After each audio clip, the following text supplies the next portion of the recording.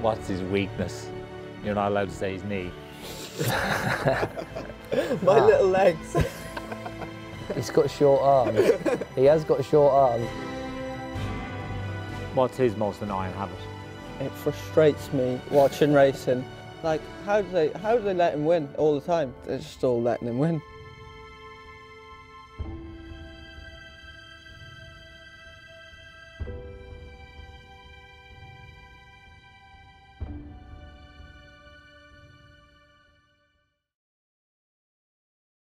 It's a long old season that started way back on the 1st of May. If I'd have told you that you'd have been in with a chance of being champion jockey, what would you have thought? For me, it was all I hoped. I was hoping I would be in this position. I gave it a good go last season and just couldn't quite keep up with Brian from January onwards. But yeah, it's something I've always wanted to do, and I've wanted to be in this position for a long time. I've worked towards it, and now I'm in a great position. But it's something that's been sort of, I've been hoping to waiting to happen for a while. And what about you? Yeah, I mean, I think the most important thing for me was the summer racing, because that was something I hadn't normally done before. And this season, Paul Nicholls didn't have any summer jumpers, so I had to sort of rally round and try and pick up as many spares throughout the summer as I could. And my target was 40 winners through the summer, and I managed to achieve that. So I was sort of obviously a long way behind Sean at the time, but you know, it was still not quite an impossible task. If I'd have told you that you were leading the Jockeys Championship and the one man that was going to come and challenge you for it would be this man, what would you have said? Yeah, it's mad how it all works out. We both started in Paul Nicholls' together. We were both conditionals, and yeah, learnt in the same place. So yeah, it's probably nice in a way and annoying in another way. But we've always got on well in the weighing room and working together. So yeah, hopefully now I can just fend off his challenge. So, what did you think when he was bombing away in front and he was over 20 clear of you? Did you think, oh well, he's gone, I'm having a good season? Shall I add to that on 30? 47. I think on the 6th of October I got home from racing and Sean was 47 in front of me. And did you think then, oh, I've got a chance? I thought I should probably just stick to riding for Paul and whatnot, but nah, you just pull yourself together, don't you? And you know, anything can happen in this game. You know, 1 minute you can ride 3 winners, the next minute rolling around the back of a fence is the best lever in the world. So yeah, and I was lucky enough that we had a really good October, November and December, and January's been really productive as well. Like, what was going through your head when you got injured and you were lying at the back of that hurdle at Aintree? Oh, did you think straight away of the title? Yes, probably. I honestly didn't know how serious the injury was. I walked back to the ambulance. I was fairly sore now, but I just thought it was something you shake off in a day or two. And the reality hit me after I had my scans, and Dr. Jerry Hill rang me and said, "You need to be sat down for this conversation." I was thinking, that doesn't sound great now. And he rang me. He said, "I've got some bad news. You'll be out for the season." And yeah, that really hit me then. That lowest point almost of your career? No, actually, the lowest. Honestly, the lowest day I've ever had in racing. I was on holiday just before I was coming back. Harry won on Noble Yates, and then I think an hour later, James rode John Bon, and he was like 3-1 on and got beat. And that was honestly the hardest day of my career. And yeah, I didn't want to be on holiday at that time. How did it feel for you winning on Noble Yates, knowing you'd kind of got one over on him? To be honest, it didn't really cross my mind at the time. I just thought, you know, spare ride, and one person's misfortune is another man's fortune, isn't it? And it was just, you know, it's how it is. I've missed plenty of big winners in the past, and yeah, it's tough. I mean, the toughest day of my career was watching Sam Twiston-Davies ride Clanders Oba in the Punches Gold Cup, and he went and won. So peaks and troughs, we just got to level them out. And what about when Ruby Walsh said that he's better suited to Noble Yates because he's got longer legs than you? Yeah, sadly, I text Robert Whaley-Cohen saying, sadly, I can't, my legs won't grow any longer at this stage. So that's just the way I ride, and yeah, sadly, my legs won't grow anymore. Did you get a kick out of that? I didn't know. Of course I didn't. You must have. I've never had a compliment like that off Ruby Walsh before, so yeah, I'll take that one.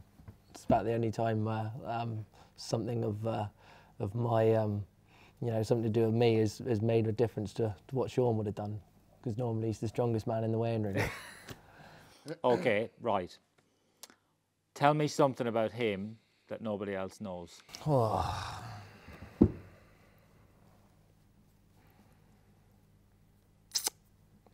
I think he thinks about things a lot more than people let on. Well, as in the respect that, like his preparation before any race day, I think is a lot more. Like, people think Sean Burns just, you know, walks into the weighing room relaxed, happy-go-lucky guy, gets the job done, brilliant in the saddle, but I think he puts in a lot more effort than he probably lets on. He knows everything about all the horses, every horse that everyone is riding. He's yeah, a true professional in that respect, and he probably makes out that he's a bit more relaxed than he actually is. You get a chance then. Tell us something about him that not everybody knows. He's probably the opposite. Well, just turns up. Turns up, walks back in, rides 3 winners, and yeah, is very, very, very relaxed about the job. So look, we all have our pressure moments, and I'm sure Harry does, but he's a lot cooler than most anyway. What's his most annoying habit? Does he have an annoying habit? Yeah, he's good. Yeah, do you know, like, when he's on a roll and he's got the horses underneath him, he never leaves a race behind. And, like, I remember through the summer I was watching the racing, and like, he was winning on horses that shouldn't be winning just because I thought he was out riding other people. What's his most annoying habit? I don't want to sound similar, but the same. It frustrates me watching racing. Honestly, I was on holiday when I said I was watching racing, I was just thinking, like, how do they let him win all the time? It just looks. You think they're letting him win? It just looks like, yeah, they just let him win. They're just handing him races, and it honestly it annoys me that there's just races there, and one stands out, a bumper at Wincanton. And I was watching it, I was thinking, like, they're just all letting him win. But he is, yeah, on your day is, honestly, like, I think people say, oh, these jockeys back in the day were, like, so good, and there was, but I think Harry probably would be as good as anyone in any era, to be honest. He's very, very clever in riding a race. So what about then when he says that if he's champion this year, it's only going to be a one-hit wonder because he's going to go back to looking after his cows? That only suits me. We won't worry about that.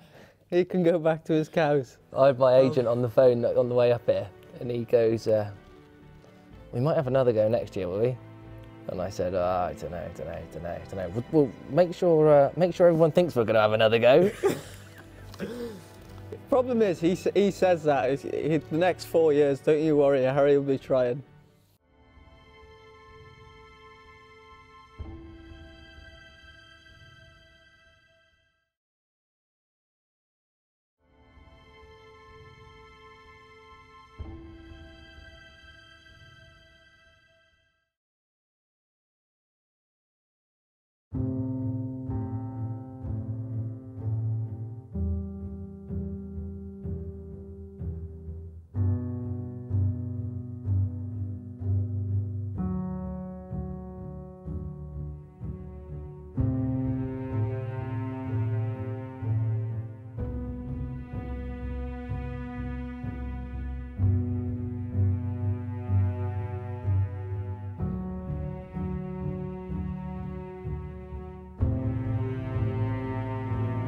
What's his weakness?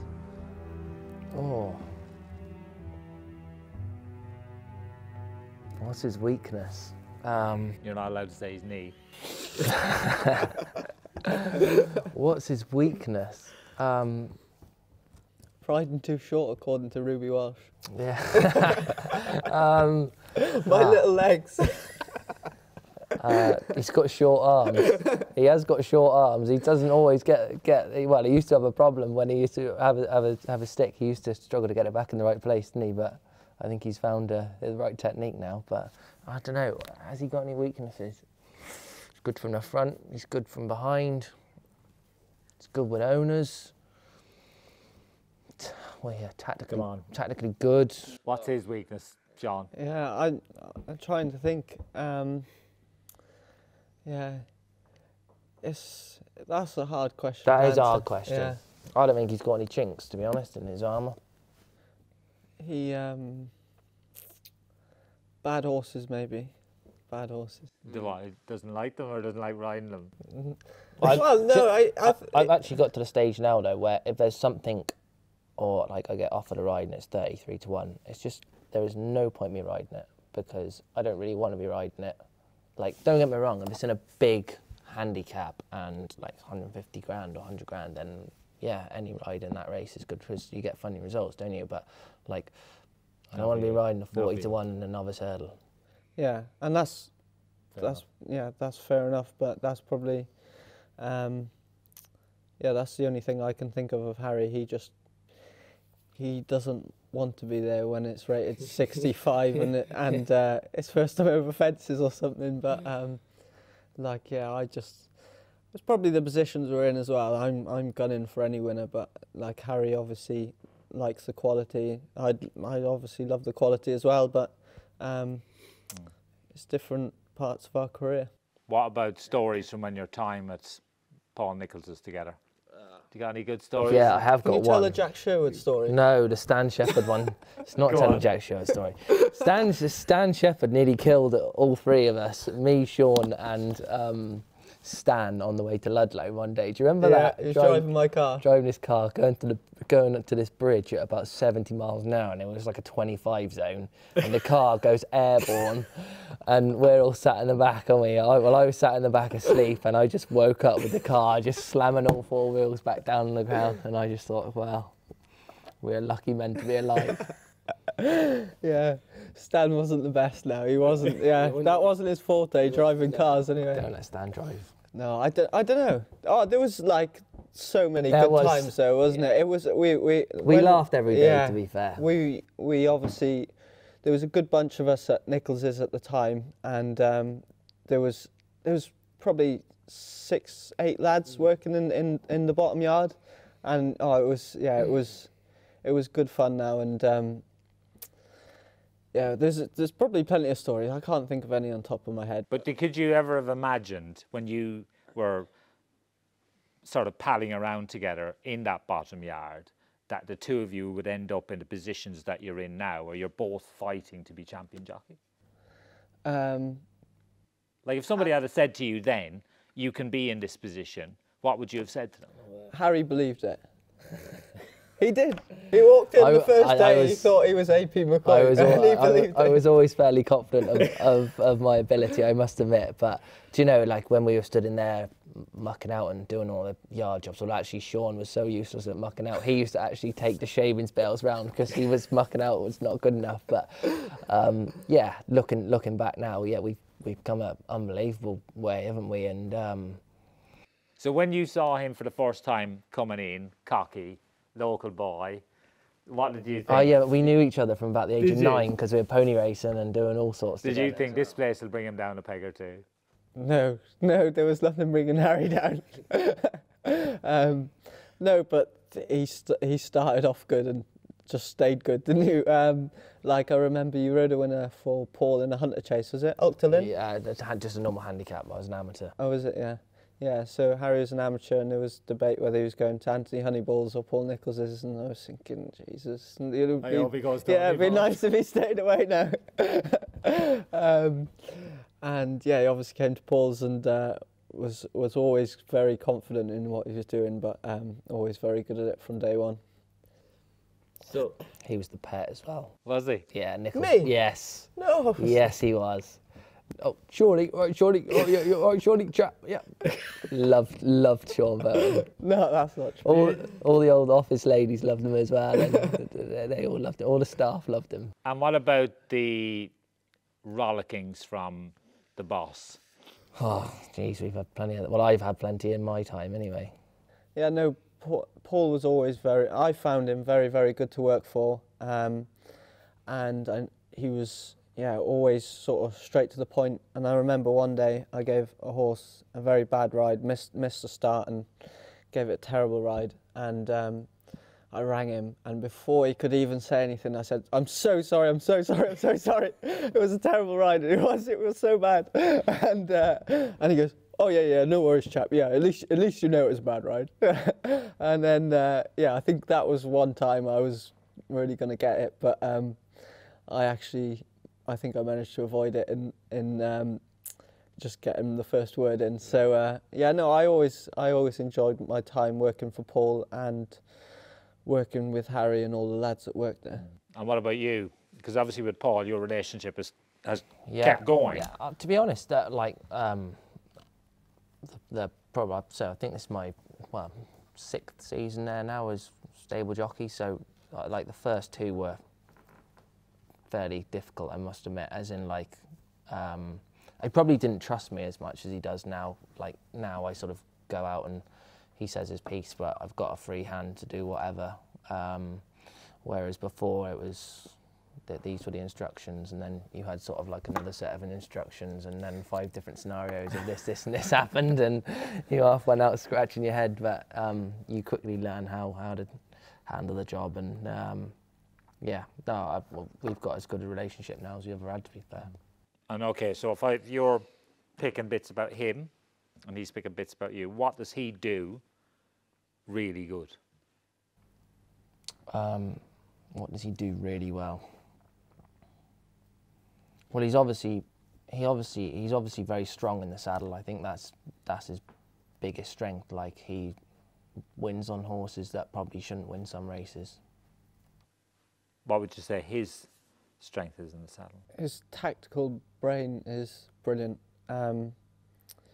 Just sometimes you'd be making the running, and then Harry's all of a sudden dropped back to mid-division, and then it comes back on round the outside, back on the bridle, and you're thinking, like, how did that even happen? Yeah. But his tactical brain is incredible, and that's what makes him so good is how well he reads a race. So if you could have one of his qualities, would that be the one you'd want? Yeah. And if you could have one of his? Yeah. Strength? Yeah. He's compact. He's just, I know he's little legs. Yeah, he's got little legs, but you wouldn't want them. But he's very strong. He's very strong in the finish. Gets horses running for him. Who's the strongest? Sean. Glad he admits it. Do we need to have an arm wrestle to find out who's the strongest? Probably not. What do you lift in the gym? I don't know. Oh, double your weight. I don't go to the gym, so that's a lot more than me, isn't it? No, we don't need to do that. No arm wrestling? No. My chicken wings? I think he might beat you, Fitzy, to be fair. These sort of showdowns, like Maguire, Dunwoody, have a tendency to boil over at the end when it all gets a bit tight and a bit fraught. Always next year. What are the chances of that happening with you two? You two falling out? No chance. No chance, I don't think. Do you? No, we've never had a crossword the whole time we've been riding. We sat next to each other every day, and yeah, no, I don't. Have we ever had a crossword? No. No, I don't think we have. I don't think we've ever had a crossword with anyone, mind, have we? No, probably not. We're fairly laid back. Yeah. So on the last day, when it boils down to it, I want you to imagine that this is the last day. and one of you has beaten the other. How are you going to finish it? Is it going to be a handshake, If I a lose, fist bump, or a hug? if I lose, I'll be the first man to shake his hand as he's walking out. Because it, like whatever anyone says, it's a lot of effort, isn't it? And this is my first year of actually having a go, and my car feels the strain.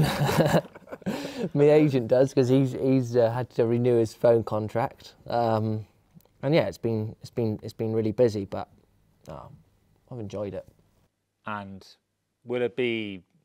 Do you feel you'll have come closer together? Could it even be to the point where you actually have a hug or not? I don't know. I don't even hug my mother, Mick, so probably not. Not an affectionate person. No. So how are you going to seal the deal? Handshake? Yeah.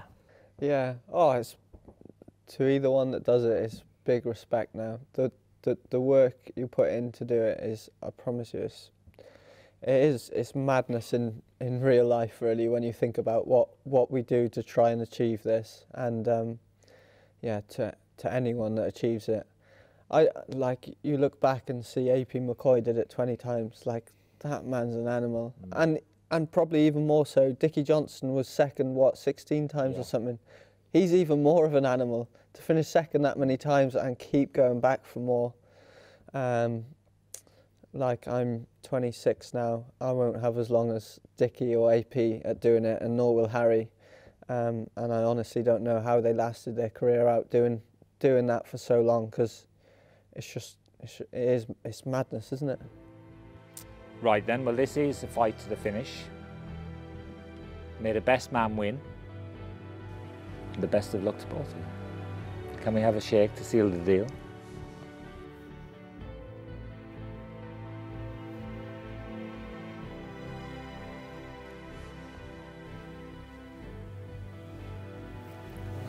All right.